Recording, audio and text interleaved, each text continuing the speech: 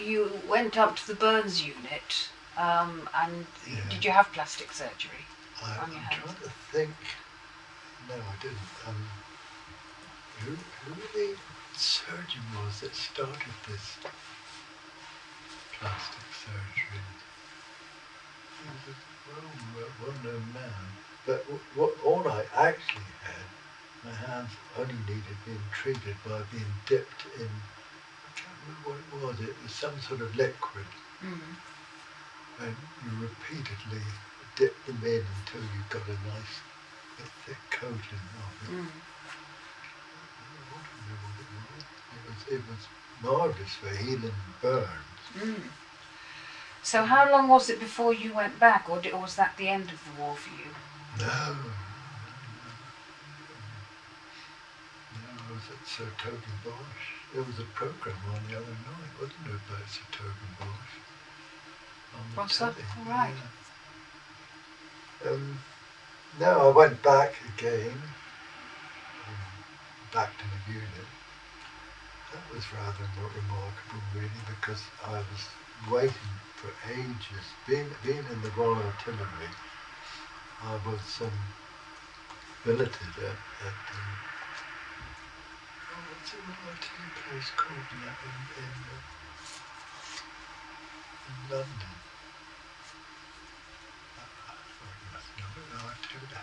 Headquarters of the artillery in London.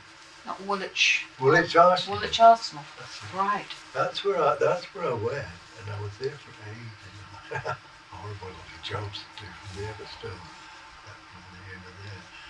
Eventually, I got the posting to go back, and landed somewhere in Normandy. Made a way, and eventually got back to Sir Toby Bosch, which was when these soldiers first landed in Normandy. They headed straight for the Rhine. That was what they were after, get to the Rhine and cross the Rhine. And a lot of places were bypassed. So Toby Bosch was.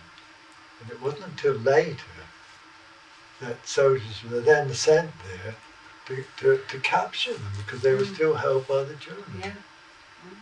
And that's where I had my second sort of frights. Well, not really. I wouldn't hurt, but it wasn't very nice. So Toby Bosch was quite a big place with massive, about 13, 14 stories each side. And the Germans up there taking pot shots at them. The one thing that happened there, which I thought was terrible, was my little gang, which was 5 of us, had pulled back into a safe place, and we were sitting on the pavement having a scratch meal from our M10.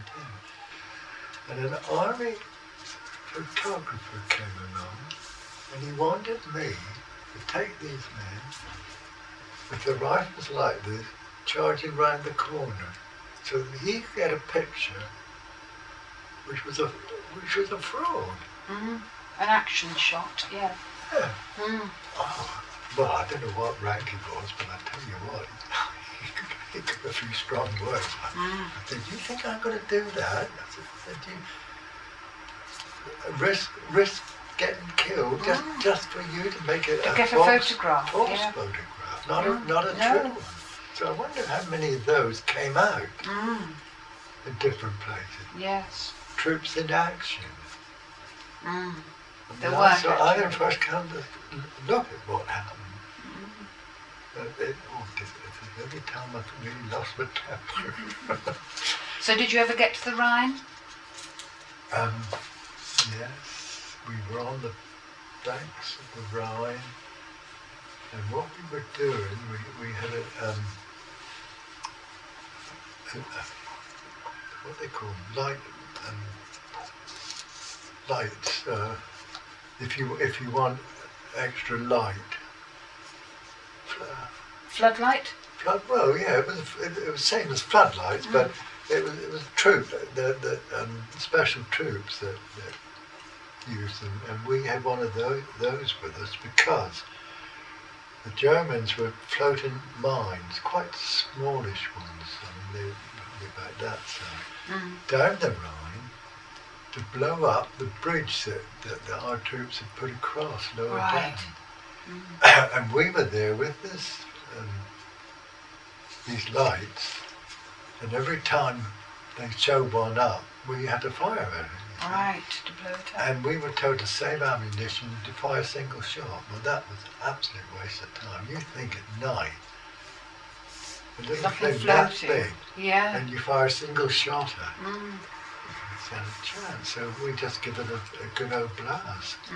And we could always tell we hit it because instead of the splashes coming from the bullets, there was one big splash, and we knew we'd got that mine.